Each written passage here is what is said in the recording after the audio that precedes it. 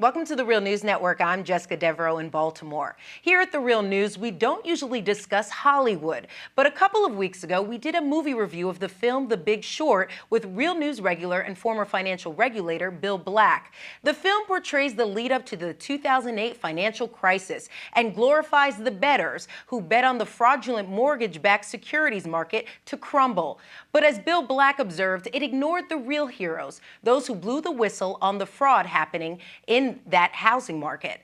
Well, some viewers expressed that they wanted to hear those whistleblowers, and now we are going to do just that. Now joining us is Wall Street whistleblower Richard Bowen. He was a business chief underwriter for Citigroup, where he monitored the credit quality of over $90 billion annually of purchased residential mortgage loans, which were bundled up into mortgage-backed securities, which could then be traded on the open market.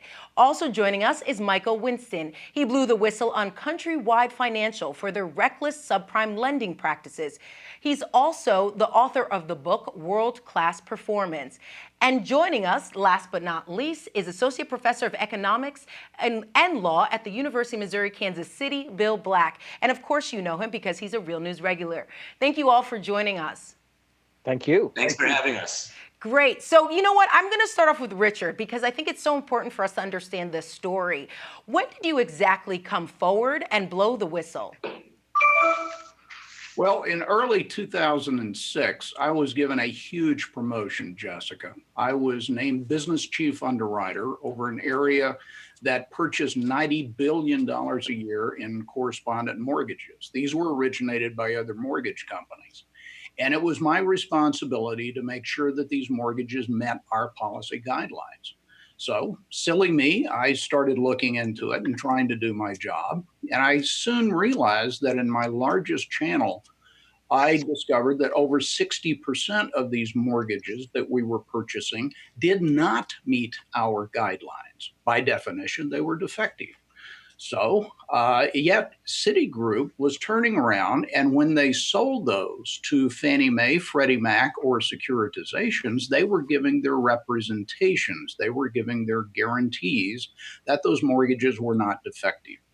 So I started blowing the whistle. I started issuing warnings. I sent email. Put it in my weekly report. I cornered people in the hallways. And through 2006 and 2007, the volumes kept increasing and the rates of defective mortgages increased from 60% to an excess of 80%. Okay. So I knew I had to warn the board of directors, but I was struggling with how to do that when on November the 2nd of 2007, it hit all of the headlines that Citi had called an emergency board meeting for that coming Sunday. So on November the 3rd, Saturday morning, sitting at my kitchen table, I knew I had to get the warnings to that board meeting. So I sent the email, the so-called Rubin email, to Robert Rubin, who the next day was named chairman of the board. And I also sent it to the other executive officers. And I told them about what I'd found and that we had substantial unrecognized losses. And I pleaded with them. I even called for an outside investigation. I said, come in here from the outside and investigate what's going on here, because everybody here already knows. Well, I think everyone knows how that turned out. Yeah. I was told not to come back to the office, and this was not a fun time in my life, Jessica. Okay, I'm going to stop you there. We'll talk about the aftermath. Michael, I want to get you into the conversation. Was your experience similar to Richard's? Did you come forward and speak to those who were responsible for Countrywide? You were an executive there, right? Yes. So what made you come forward? Well, while I was still fairly new, having been there only a couple of months, quite frankly, what made me come forward was a chance meeting in a parking lot with a fellow who had a sports car parked next to mine, to my car, and personalized plates that said Fundum. And being a curious sort and also new to the company, I said, fundum, that's an interesting plate. What do you suppose is meant by fundum? And the guy said, oh, that's Angelo Mazzillo's growth strategy for 2006. Well, how can fundum be a growth strategy? I didn't understand. So I asked him, well, I still don't understand. Tell me more. And he said, well, anybody who wants a loan, we'll give him a loan. Can't be, I said. What if the person doesn't have a job? And he hesitated briefly and he said, fundum. And I said, what if he has no assets? Again, another hesitation, fundum. What if the guy has no income? Which sort of, that's the grand troika. You have no money to buy this house. And he said, fundum. And I said, I don't understand. I'm new here. What are the criteria that you use in determining creditworthiness or lack thereof? And he looked at me, sort of smiled a sly smile, and had kind of a smug, arrogant, God, this guy doesn't get where he is kind of look on his face. And he said, if they can fog a mirror, we'll give him a loan. This is the third week of November, 2005. This is way before anyone heard of an implosion.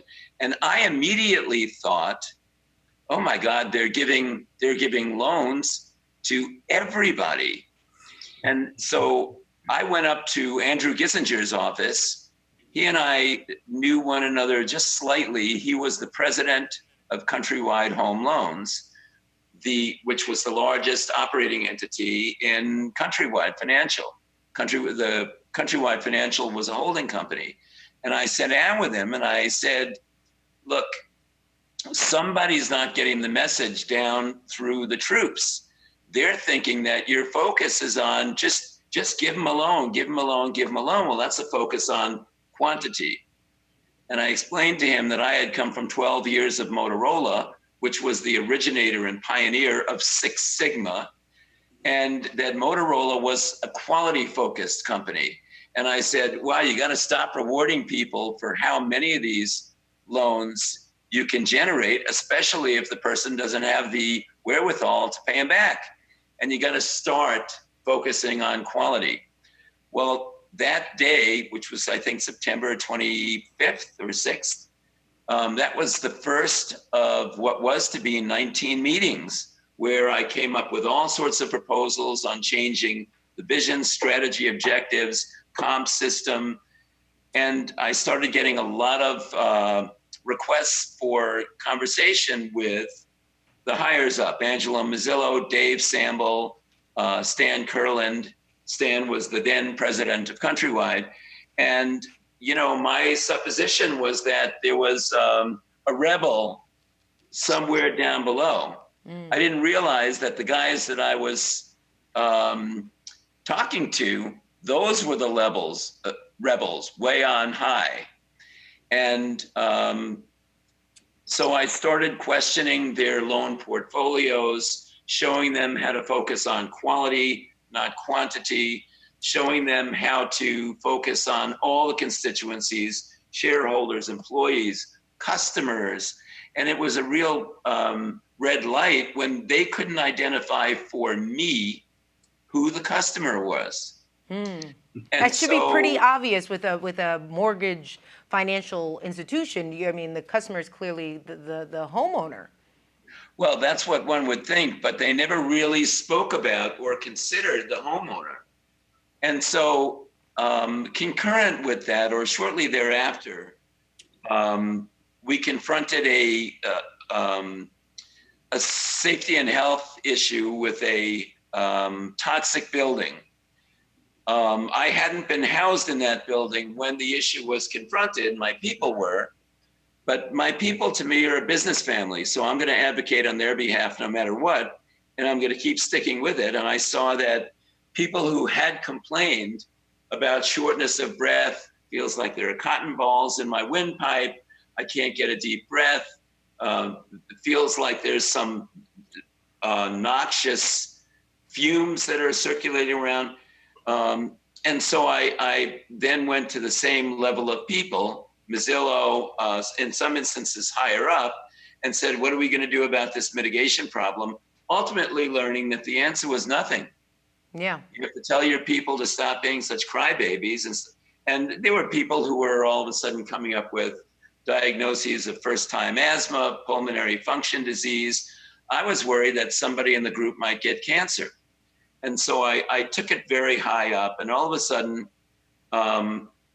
like Bill and like Dick, I, who thought I was just doing my job was espoused to me when they recruited me over a 5-year period as, look, right now we're a mortgage company. We want to become a broadly diversified financial services company at the world-class level. So Michael, think of us as Goldman Sachs on the Pacific. Yeah. So I know a lot of people at Goldman Sachs, and a childhood friend of mine is one of the co-presidents still of Goldman Sachs, and Goldman Sachs had recruited me twice. So I know what that means. Wait, Michael, I want to get Bill in the conversation. I'm just going to pause here because we got so much more to talk about. Bill, Yes. You heard Michael's story, you heard Richard's story. Both of them said they went from the inside, blew the whistle, and nothing happened. Bill, you've been a financial regulator. Why didn't anyone do anything about this? Some might argue they should have maybe gone to the feds. So something did happen, of course, and it was the opposite of what would happen in an honest business. In an honest business, if you had senior executives of this integrity bring these problems, you would say, thank God, because it's really hard sometimes in the C-suites to learn about these things because people don't want to tell you the truth. But here people did, and instead of fixing it, they retaliated. So that, in a poker sense of the word tell, like the proverbial dog whose tail wags whenever they have a good hand playing poker, this is a classic tell that you're dealing with a fraudulent operation. And as we've stressed, those frauds tend to come from the top. Fish rot from the head in the C-suites, and this is what both Michael and Richard found in the course of their practices. The other thing that we've emphasized is the fraud recipe and how you have to gut underwriting. And what you've just heard is these two stories of systematic destruction of loan underwriting, which makes absolutely no sense for an honest lender, but makes perfect sense under the fraud recipe.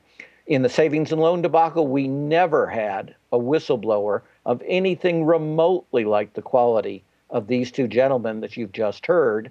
If we'd had, it would have been, they've given the Justice Department a criminal case on a platinum platter against the most senior people in both of these massive lenders, and justice has done nothing, with far less to start with because we didn't have whistleblowers of this quality. We were able to get convictions. Think how easy it would have been for the Justice Department, given what you've just heard. These are two ideal witnesses to lead off your prosecutions. So, Richard, I want to go back to you. What is life like for you now? Well, first of all, after I was told not to come into play back to the bank, I actually went to the SEC and I testified before the SEC. I gave them 1,000 pages of documents. I have since subsequently testified before the Financial Crisis Inquiry Commission. So it isn't as if I accepted being shut down within the bank internally. I actually went externally and nothing happened also. Life afterwards, obviously life goes on. I am a full-time professor of accounting here at the University of Texas at Dallas. I'm trying to do good. I'm trying to continually wake up the public as to what we are facing with the large banks and, the threat that the large banks pose for us. I've said this repeatedly. I believe that the large banks have this country in a stranglehold, and they are systematically gutting whatever regulations are there that are attempting to control it. Michael, you're actually going toe-to-toe with one of those large banks, Bank of America. You sued them because they acquired Countrywide. Can you just talk about on what grounds did you sue them? Well, now you're talking about Michael. For Michael, yes, for Michael. Yeah. Well, so I'm gonna jump in on this explanation just where Dick did, because I started at the bottom and ended up at the top. I went internally well before I went externally, and it sort of came to a head when I was asked to lie to a ratings agency, Moody's Financial Services. I was asked to get in the company plane, travel to New York, Wall Street, and fabricate. There had been an adverse report done of Countrywide by Moody's Financial Services, and having worked at Merrill Lynch, I worked across the street from Moody's, and I knew the founder and president, and he knows me, and he would believe anything I told him. So of course I would tell him the truth. Well, they didn't want me to tell him the truth, and they first gave, the carrot and stick. So they incentivized me big time to throw out a whole series of lies, and then threatened me if I told the truth. Incentivized, like giving you a bonus? What do you mean by that? Well, these financial services companies, as Dick can concur, they have all sorts of wonderful toys they can give you. In some instances, the least of which is financial. All sorts of things like Sodom and Gomorrah toys, But instead, I wasn't going to lie. So I told the guy, look, I've got almost 35 years of experience doing governance work. So I understand what you're asking of me and why you're asking it of me. And my words to him, which have been written about in 1,000 articles, they were, but not combative. I said, hey, look, I'm not your guy. It wasn't me. Somebody like acted it. I'm not going to do.